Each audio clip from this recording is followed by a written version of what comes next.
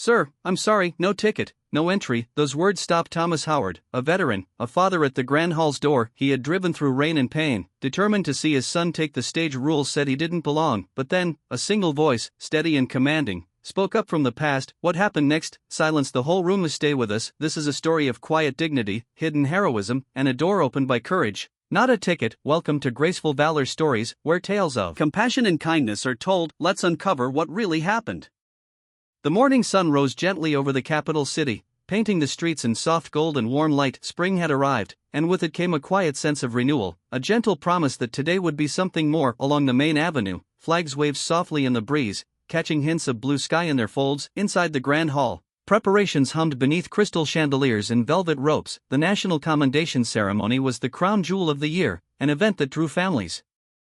From every corner of the country, rows of polished wooden chairs gleamed beneath the lights, and the stage at the front was dressed in banners of red, white, and blue. It was a place of honor, a place where the best and brightest would be recognized for their dedication and spirit. For Thomas Howard, it was more than a ceremony. It was a chance to see his son, Ethan, stand tall under those lights, proof that every sacrifice and every silent promise had been worth it. Thomas rose early that morning. Careful not to disturb the quiet of his small home, he stood in front of his old bedroom mirror, straightening the sleeves of a suit that had seen better days. It was a simple gray jacket, a little frayed at the cuffs, but it carried a dignity all its own. His medals, long tucked away, remained in a box beneath his bed. Today wasn't about him, today was for Ethan. He paused for a moment, breathing deeply as the morning light washed over his face. In that quiet reflection, he saw not the lines of age, but the weight of years spent in service, years that had taught him both to stand proud and to stand humble. In the kitchen, the kettle whistled softly, and he poured a cup of black coffee. He held it between weathered hands, warming his fingers and his spirit. He thought of Ethan, of the young boy who used to run around the backyard in homemade capes and cardboard helmets. Now, that boy was a man about to be honored by the nation itself. The memory brought a soft smile to Thomas's lips, though it faded as he reached for his keys. A dull ache pulsed at the base of his skull, a reminder of old wounds, of a shrapnel scar that had never quite healed. He closed his eyes, steadying his breath. This was just another battle, and he had never turned away from a fight that mattered. In a small apartment across town, Ethan was dressing in his press suit and carefully knotted tie. He ran a comb through his hair with deliberate precision, each stroke a quiet preparation for the day ahead. He paused by the window, looking out over the city skyline, and thought of his father. Ethan knew how hard Thomas had fought to be here, not just in the war, but in life itself. He knew the quiet dignity of a man who carried his burdens with grace, never asking for thanks, never seeking attention, and he wanted to make sure his father saw him on that stage where every light and every eye would see the man he had become. As Thomas stepped outside, the air was crisp with early spring. He pulled his coat tighter around his shoulders, feeling the weight of the day settle in his chest. The streets were alive with families heading in the same direction, each car a small vessel of pride and hope. The city felt electric, a current of anticipation running beneath the morning calm. He climbed into his old sedan, the seat creaking beneath him. The engine turned over with a familiar rumble, and he eased out onto the avenue. Traffic was already thick, horns bleating in the distance as police directed the flow. Thomas tapped the wheel lightly, glancing at the clock on the dashboard. There was still time. Plenty of time. The miles passed slowly, each block a new challenge. His fingers drummed on the steering wheel, and every pause at a red light felt longer than the last. His mind wandered to the program folded neatly on the seat beside him, the one with Ethan's name printed in proud, bold letters. A sudden wave of dizziness washed over him, sharp and unwelcome. He blinked, gripping the wheel harder. The ache in his head pulsed, a dull throb that blurred the edges of the road. He forced a deep breath, willing his focus to return. He would not let this morning slip away. He would not let his son see an empty seat where he should have been. At a red light, he reached for his breast pocket, fingers patting gently for the stiff edge of his ticket, the small square of paper that held his place in the hall. His heart stopped for a moment when his pocket came up empty. He searched again, more urgently this time, hands fumbling through every fold and crease. Nothing. He pulled to the curb, his mind racing. He checked the glove box, the sun visor, the floor of the passenger seat. Still nothing. He closed his eyes, picturing the ticket lying on the small table by the door at home, left behind in the rush. In the haze of pain that had clouded his thoughts, the realization settled like a stone in his chest. No ticket, no invitation, no way inside. He leaned back against the seat, head resting against the worn headrest, and let the cold truth sink in. For a moment, he thought of turning back, of driving home, retrieving the slip of paper, and returning, but there wasn't time. There wasn't time for mistakes or regrets. Ethan was waiting, and Thomas had already waited a lifetime to see this day. He took another breath, steady and measured. He started the engine again and pulled back into traffic, merging with a slow crawl of cars headed toward the Grand Hall. His hands shook slightly on the wheel, but he kept them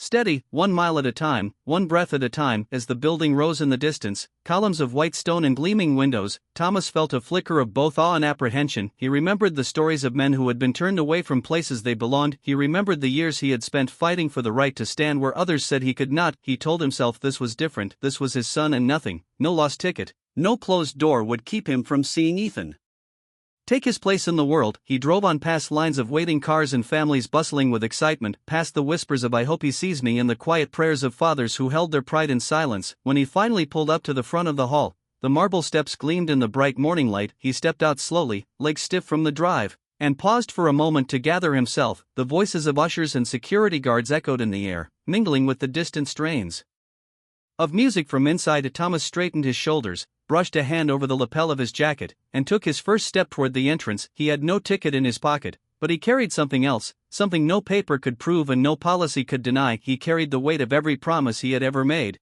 and he would not be turned away from seeing it kept. The soft drizzle had turned to a steady rain by the time Thomas reached the main avenue. Cars crawled forward, bumper to bumper, and the windshield wipers beat a slow, rhythmic pulse. Each tap of rain against the glass felt like a countdown. He couldn't stop. He clenched the steering wheel, knuckles white. As the line of cars inched forward, a father with a daughter in a white dress smiled in the car beside him, oblivious to the storm gathering behind Thomas's eyes. The dashboard clock glowed with each passing minute, and Thomas could feel the weight of every second slipping through his fingers. He tried to calm his breathing, to keep his focus sharp, but the ache in his head flared again, a low hum that wouldn't be silenced. He blinked hard, refusing to let it take hold. Today wasn't about pain, it was about Ethan, about seeing his boy take a place of honor that Thomas had always dreamed of for him. The rain blurred the world outside, turning streetlights into smears of gold and white. Thomas turned up the heater, but the chill wouldn't leave his bones. He thought of the ticket he left behind, sitting useless on the kitchen table, a single scrap of paper that meant everything in a world ruled by ceremony. The traffic finally broke near the Grand Hall. Thomas turned into the lot, the tires crunching over gravel, and pulled to a stop. He stepped out into the damp morning, his breath clouding in the cold air. The building loomed above him,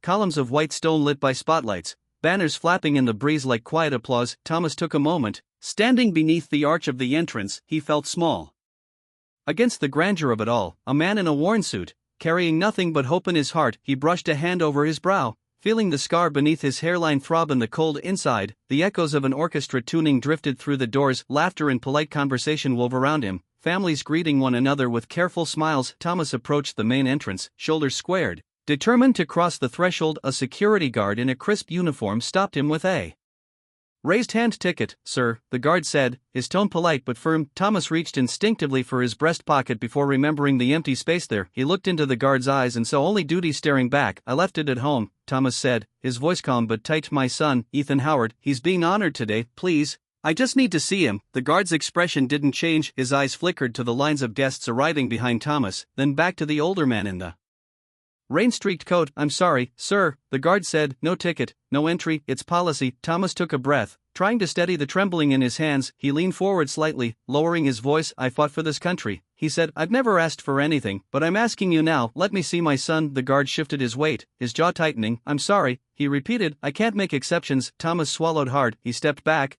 feeling the rejection press into his chest like a weight around him. Families passed by without a glance, polished shoes and warm laughter. Moving past the man who had given so much, he turned away from the door, his breath catching in his throat. The light from the hall spilled onto the marble steps, bright and unyielding. Thomas found a quiet corner by the entrance, leaning against the cold stone wall, his shoulders slumped, the weight of years and wars pressing down on him. For a moment, he closed his eyes, and in the darkness behind his lids, a memory flickered. A dusty road in a country far from home, the crack of gunfire, the searing pain in his shoulder as he dragged a wounded brother to safety. He remembered the taste of dust and fear, the way the world had narrowed to the single task of survival. When he opened his eyes again, he was back in the present, back in the place he had always hoped to be, yet still standing outside. Thomas pressed a hand to his forehead, feeling the pulse of that old wound echo in the beat of his heart. He had survived the day. He had carried those memories in silence, but now, when he needed only a single chance to stand with his son, the door was closed. He shifted his weight, glancing through the tall glass doors at the world inside. Chandeliers glittered above rows of polished seats. Ushers moved with quiet precision, guiding guests to their places. At the center of it all was the stage, bathed in light, waiting for Ethan. Will a father's love break through? Thomas took another breath, steadying the ache in his chest. He could see Ethan's name on the program in his mind, could almost hear the applause that would greet him. He refused to let the locked door be the end of the stay. He had learned long ago that sometimes the only thing left was to stand your ground and bear witness, so he stayed by the wall, his coat damp and his heart pounding. The world inside moved without him. But he was there watching. He found a narrow gap between the doors where he could see the edge of the stage. It wasn't much, but it was enough. He leaned against the cool stone, feeling the rough surface beneath his palm. He thought of the promises he had made to Ethan when the boy was young, promises to be there, no matter how hard or how far. He would keep that promise, even if he had to watch from the shadows. The murmur of the crowd inside rose and fell, the soft music of an orchestra drifting out to where Thomas stood. He let the sounds wash over him, grounding himself in the moment. Every note was a step closer to Ethan's name being called. He closed his eyes for a moment, letting the music carry him back through the years, back to nights when he had held Ethan close, singing him to sleep with a quiet voice that carried every hope he had ever held, back to days when he had taught his son to ride a bike, to tie his shoes, to stand tall even when the world tried to bend him low. Thomas opened his eyes again, the present waiting for him. He shifted his weight, ignoring the stiffness in his knees, and kept his gaze fixed on the narrow view he had claimed. He wouldn't let it slip away, not today. The rain outside had slowed to a gentle mist, the world hushed in gray. Thomas felt the damp seeping into his coat, but he didn't move. He had faced worse than cold and rain. He had faced nights so dark he had thought he might never see morning again. This was just another storm to endure. Inside the hall, the lights dimmed. In the hush of anticipation felt like a gentle weight over the crowd. Thomas watched as the first names were called. Each one met with polite applause. He stood a little straighter, every nerve in his body waiting for the moment when Ethan's name would echo in that space. He could almost feel the warmth of the room, the pride that must be in Ethan's heart, and he hoped, no, he knew that Ethan would feel his presence even from the other side of the glass, because some bonds can't be measured by distance or tickets or rules. They're measured by the quiet conviction of a man who will not turn away. Thomas let the faint glow of the chandeliers guide his gaze, each light a promise that this day would not be taken from him. He stayed there, breath slow and sure, determined to see it through, because in the end, it wasn't about where he sat, it was about being there, being the witness to a moment he had waited a lifetime to see. Will an admiral's voice change everything? Thomas stood quietly at the edge of the grand entrance, shoulders squared, even as his heart pounded against his ribs. The soft hush of the crowd inside pressed against the glass, a warm echo of a world that had almost left him behind. He didn't mind the cold or the rain anymore. He had learned long ago that some moments were worth every ache. He was so focused on the stage, on that narrow view through the doors, that he didn't notice the man who had stopped just a few feet behind him. The man's steps were measured, deliberate, as though each one carried the weight of a lifetime. A uniform gleamed beneath the hall's lights, the gold of an admiral's insignia catching in the glow. Thomas felt a hand on his shoulder, a touch that was both gentle and firm, grounding him in the present. He turned, startled, and met the eyes of Admiral William Carter. The man was older now, his hair gone silver, but the steel in his gaze was unchanged from the days when they had stood together in darker places. Thomas Howard, the Admiral said softly, his voice carrying a note of wonder. It's been a long time. Thomas blinked, words catching in his throat. Memories flooded back in an instant, the crack of gunfire, the smell of earth and sweat, the night he had carried Carter out of the line of fire with nothing but his own strength and a promise. Admiral, Thomas managed, his voice low and a little unsteady, I didn't expect to see you here. The Admiral's lips curved in a small knowing smile. And I didn't expect to find you standing outside like a stranger. You have no ticket. Thomas shook his head, swallowing the bitterness of the admission. I left it behind, he said quietly. The pain, it got to me this morning. I forgot. His hand brushed against the worn lapel of his coat, a silent apology he didn't know how to give. Admiral Carter's eyes softened as he looked at the man who had once carried him through hell. Thomas, he said, his voice firm, you don't need a ticket. You earned your place in there long before today. A hush fell between them, filled only by the gentle patter of rain on the marble steps. The young security guard, who had turned Thomas away, shifted awkwardly, glancing between them with a flicker of doubt. Sir, the policy, he began, but Carter held up a hand, silencing him with a look. This man, Carter said, turning to face the guard, his tone clear and unwavering, is the reason I'm standing here today. He didn't just fight for this country, he saved the men who would one day build it back up. You will let him pass? The guard hesitated, eyes darting to Thomas, then to the steady gaze of the Admiral. In that quiet moment, Thomas saw the flicker of something in the young man's face, understanding, maybe even a kind of awe. Slowly, the guard stepped aside, lowering his clipboard without a word. Carter turned back to Thomas, his expression softening. Come with me, he said, his voice low and resolute. You've stood outside long enough. Thomas hesitated only for a heartbeat, then he nodded, his breath catching in his chest as he fell in step beside the Admiral. They moved together, the doors of the grand hall opening before them with a quiet sigh. The warm glow of chandeliers washed over Thomas's face, and he blinked against the sudden brightness. For a moment, he felt small beneath the vast arch of the ceiling,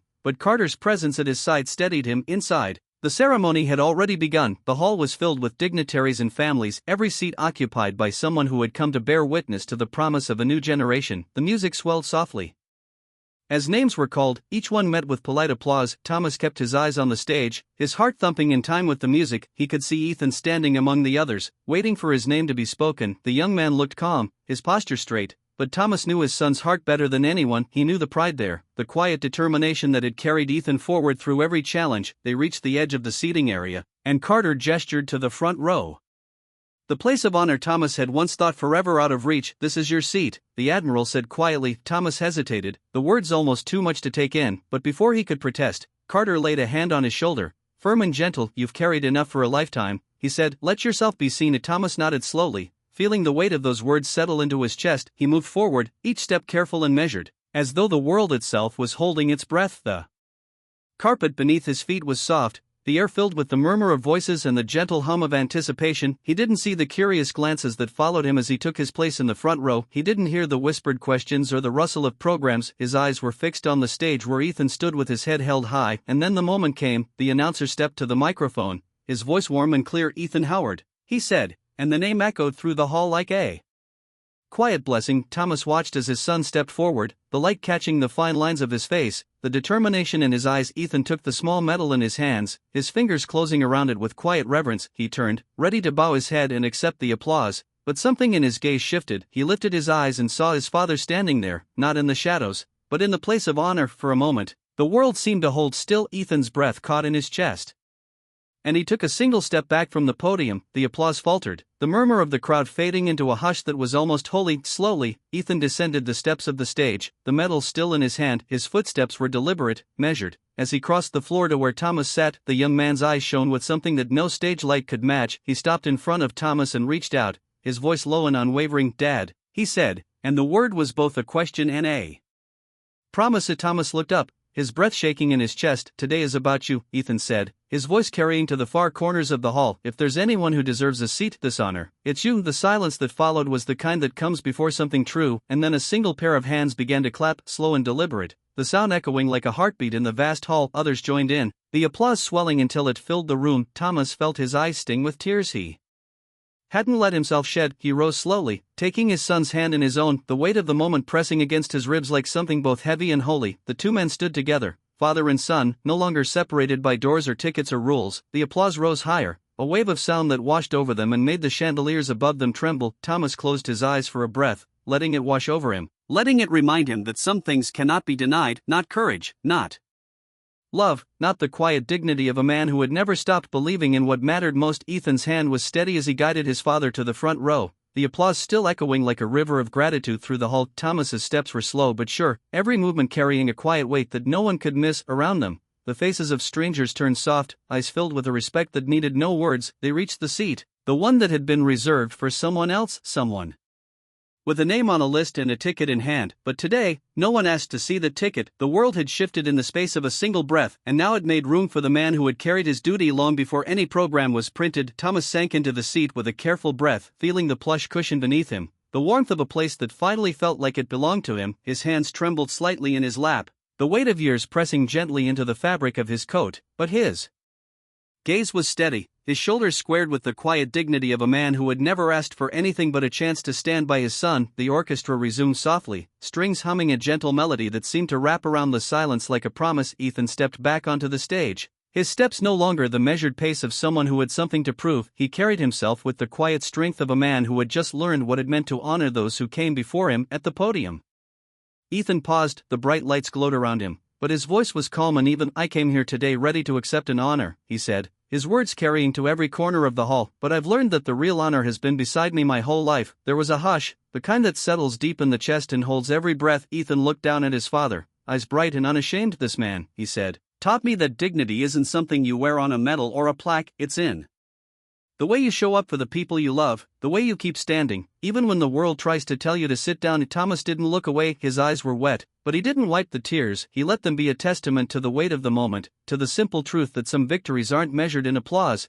but in the quiet relief of being seen. Ethan lifted the small medal he'd been given, its metal gleaming under the stage lights. He held it for a breath, then turned and carried it Down from the podium, the applause rose again, a gentle wave that filled the hall with warmth and the hush of reverence. He reached his father and pressed the medal into Thomas's hand. "This is yours," he said softly, his voice cracking just a little. "It always was." Thomas closed his fingers around the medal, feeling the cool metal and the weight of love that had come with it. He nodded, a single, grateful motion. Ethan turned back to the stage, but he didn't look nervous anymore. His shoulders were relaxed, his steps sure. When he took the microphone again, his voice carried with it a strength that had nothing to do with the ceremony and everything to do with the man in the front row. "For years," he said, "my father carried the weight of his past quietly. He didn't ask to be recognized, he didn't ask for applause, but today, you've given him that moment, and I thank you for it." The hall was quiet, the applause fading to a gentle murmur of agreement. Thomas sat back, his hands resting lightly on the arms of the chair. The program continued, each name called and celebrated, but for Thomas, the ceremony had already reached its peak. He let himself breathe, let the music wash over him like a balm. In that moment, he didn't feel like the outsider anymore. He didn't feel like the man without a ticket or a place to sit. He felt like a father, like a veteran, like someone who had given all he had and finally been seen for it. The speeches wound on, words of promise and ambition, but Thomas heard them all with a quiet heart. Each one felt like an echo of his own journey, of the long road he had walked to get here and the silent prayers he had whispered along the way. As the final notes of the ceremony faded into the hush of the closing moments, Ethan stepped down from the stage one last time. He moved to his father's side, not as a speaker or a graduate, but simply as a son. Thomas looked up at him and smiled, a small, weary smile that said everything without a single word. The two men rose together, standing side by side. As the crowd began to disperse around them, people chatted in low voices, gathering coats and programs, but no one asked to see a ticket or a name on a list. They simply stepped aside, making room for the quiet power of a man who had earned his place by living with honor, not by holding a piece of paper. As they stepped out of the hall into the cool air of the evening, Thomas felt the last of the day's tension slip from his shoulders. The rain had stopped, leaving the city washed clean beneath a sky that was just beginning to clear. He breathed in deeply, the air fresh and full of promise. Ethan walked beside him, one hand resting lightly on his father's back. "Thank you, Dad," he said, his voice low and full of things that didn't need to be spoken. Thomas nodded, his throat too tight to answer, but his hand closed over the medal in his pocket, holding it close to his heart. They walked together down the marble steps, the quiet murmur of the crowd fading behind them. Thomas didn't feel the ache in his knees or the slow thrum of old pain in his shoulder. He felt only the warmth of the moment, the steady weight of his son's hand, and the simple truth that today he had been given more than he ever asked for. In a world of doors and rules and careful lines, it was this small unbreakable bond that carried him forward, a quiet reminder that sometimes the only thing you need to open the door that's been closed to you is the memory of every promise you ever kept. And in that promise, in that unwavering love, the world finally found its way to honor the quiet hero it almost forgot. Thomas Howard walked away from that hall with nothing but his dignity and a single medal in his pocket, but that was enough, because for him and for Ethan, it was never about the ticket, it was about the heart that had never stopped believing. And today, the world had seen it, too. In our darkest moments, kindness still finds a way, often in the quietest places. Not everyone who helps wants recognition, some just need to know that today someone isn't going hungry, and sometimes that alone is enough to change a life. You may forget the story, but if no one retells it, history stays silent forever. Subscribe to Graceful Valor Stories, where justice is honored, kindness is remembered, and no act of quiet heroism is ever lost.